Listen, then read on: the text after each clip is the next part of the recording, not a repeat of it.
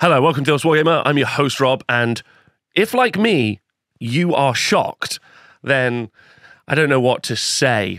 Age of Sigmar Games Workshop for Age of Sigmar have released a new battle scroll. A second battle scroll has hit in 2024, and we are crazed right now. No one expected it. Nothing was announced. Absolutely no idea.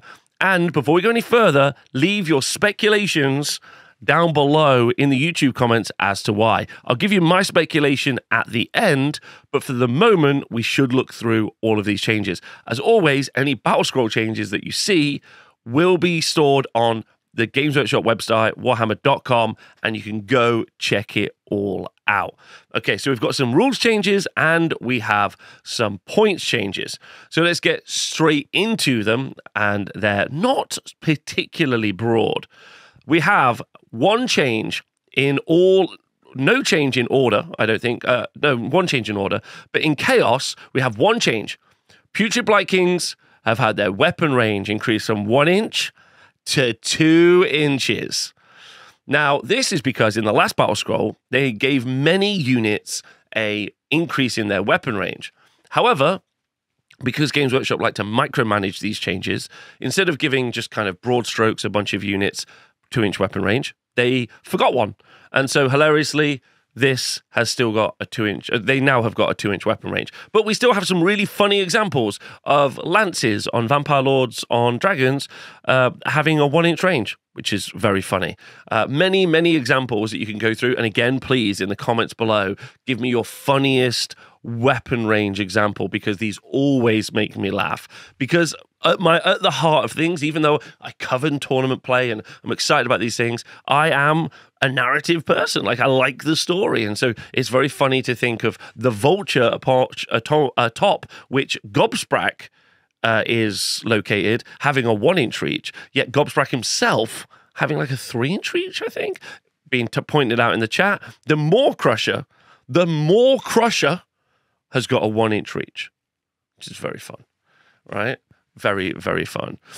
Eels, so for for Adeth Deepkin, they have a 1-inch range as well on their actual spears. Hilariously funny. We love that.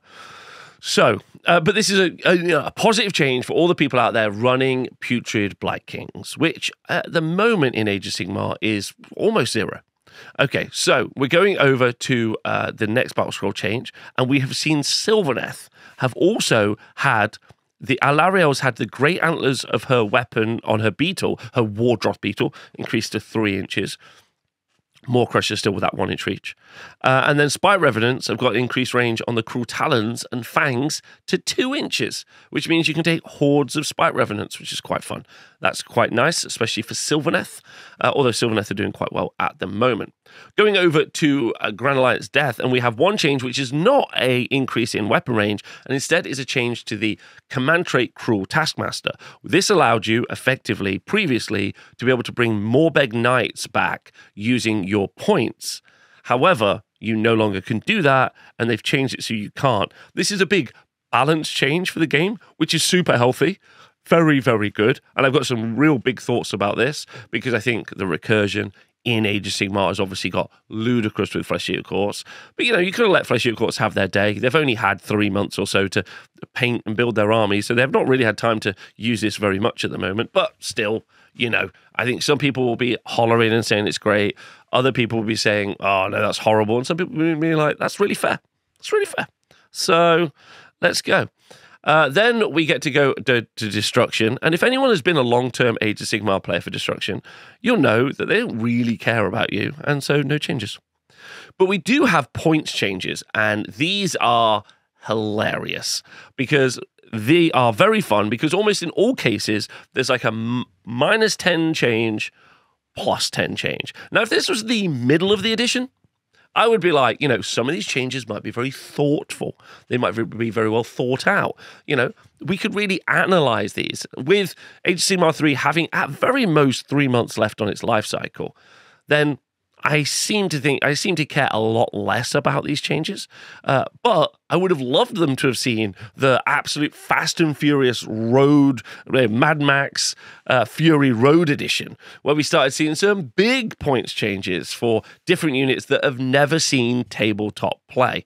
and there's many units that see it. We talked about this in the chat previously, that there is a very funny situation where for Nighthaunt, the Black Coach, which has appeared in almost 0 tournament lists, I'm not saying none, because it has featured in a couple ever, but effectively 0, went down 10 points. It could have easily gone down 70 points, and that would have been really fun. You'd have been like, cool, a reason to take lots of Black Coaches. However, the Bloodthirster Unfettered Fury that you can see up here for Khorne, which is featured in multiple GT winning lists, literally multiple, hundreds, dozens, of tournament winning lists, and hundreds of 4-1 placings at events, let alone at your local gaming club, has gone up 20 points. So one of the most common and most prolifically dominant units in the game has gone up 20 points. And then an almost rarely seen underperforming unit has gone down 10 points. And it's just not that effective. And so these points, while interesting, are almost a little bit fun and might be a bit of a trap, which I'll talk about in a moment. The next big change to talk about as well, with the Bloodthirster Incessant Rage, Unfettered Fury, as we move into the new edition, is that the reason the Bloodthirster Unfettered Fury is good, because it gives you like 3d6 charges, but also, most importantly, it was always the platform where you would put the ability to turn off ward save, so Argath, King of Blades. And it would have been much better to have seen either a rules change for that, or potentially have seen points be usable for different artifacts and command traits. Instead, if you like the Bloodthirster Unfettered Fury and you love running a different artifact and a different command trait, your unit is just more expensive, although nominally more expensive, because a certain artifact is a problem versus your unit being the problem. We saw the same thing with Fusiliers. Fusiliers went up points because you could do mortal wounds with shooting. Okay? So then when they eventually changed mortal wounds from shooting, they didn't then put them down points. They have now finally corrected this in this edition, and they have put them down, but they didn't. So these are always a bit like, whatever. Anyway, let's go through some of the major changes. I think the biggest change to point out here is, of course, that Stormcast Eternals have got the Krondys, son of Dracothian, has gone down a further 20 points, and has been pointed out in the chat, initially started out as 600 points and is now 480 points. It's a pretty massive drop for that character over this time.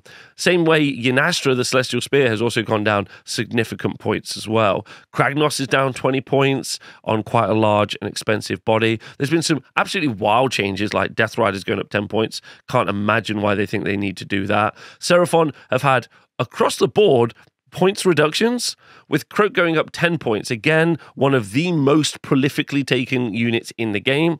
And Saurus Guard going up a solo 10 points. And yes, sure, normally you saw Lord Croak and you saw Saurus Guard taken in combination together. But everything else coming down points, I guess he's tried to make it compete. However, I don't think that they'll end up competing in any way, which I think is a shame. Some of the things to watch out for are things like Hammerers and Ironbreakers coming down points.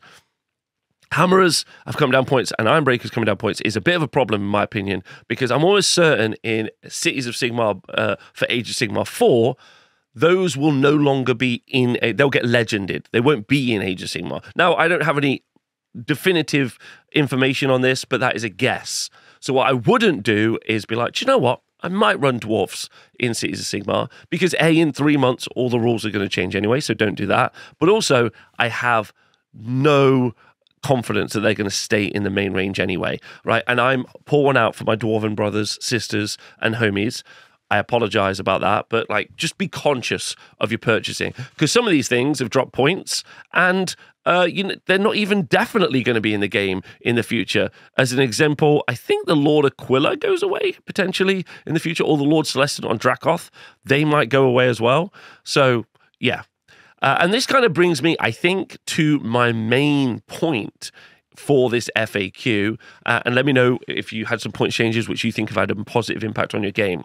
The main reason I think that we're seeing this FAQ, because that's going to be the big question, not really what's in the FAQ, because not really very much, is why have we seen an FAQ? And in my personal opinion, the reason is because everyone has just stopped buying models.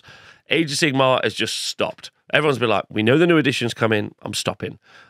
And, that's because everyone is dealing with the, psychic backlash, obviously not psychic, but funny to say, the mental backlash of 2 ranges being completely removed from the game, Bone Splitters and Beasts of Chaos. And in addition to that, a third of the Stormcast range being yeeted out of the game. That's a lot of minis, people in your local gaming club, and other people who are demotivated, are like worried, and consumer confidence, I think, is in the toilet. And that's why we're seeing a Battle Scroll update, in my opinion, because people are quite rightly and fairly unconfident about their purchases going forward, because we know the rules are changing. You might today be super excited about what a Luminarch of Hysh can do for Cities of Sigmar, but you have no idea what it's going to do in the next edition, and so people aren't buying it. And that's super okay. You should feel really comfortable with those decisions. My personal opinion, if you would like, and I'm going to make another video about this, and if you'd like me to make another video, drop it in the comments. You should be prepping for playing 4th edition, because I'm really excited about it. I think it's been really fun. There's going to be some really fun stuff to do. But you should be prepping for that by painting the minis you own, building up your gaming club, setting up that Discord you said you were going to set up for your gaming club so you can all organize games better. Book a couple of weekends when you and your friends are either going to go to an event, or you're going to get around each other's houses and learn the new edition together. Give yourself that time, read some of the lore, get some of that stuff in your head, and have a fun time waiting. Don't impulse buy because of a 10-point reduction, which I think is what we're seeing here. It feels like a little bit of a gift to addicts, and I feel we should all just take a breath, not get involved in that, which I think is, I think that's fair. However, if you do think there's some significant point changes which are going to affect them out, and these point changes are going to have a massive impact on the Age of Sigmar World Team Championships, which is happening in June, and we'll still be playing Age of Sigmar 3rd edition. So at the very high end of tournament play, this is actually fairly impactful. But for you as a casual player or person who plays not for fun, this is not going to be that big a deal. Instead, you should be focusing on what you're going to do for the future and having a good time. Hope you've enjoyed this video. Thanks for watching. See you guys soon. Bye.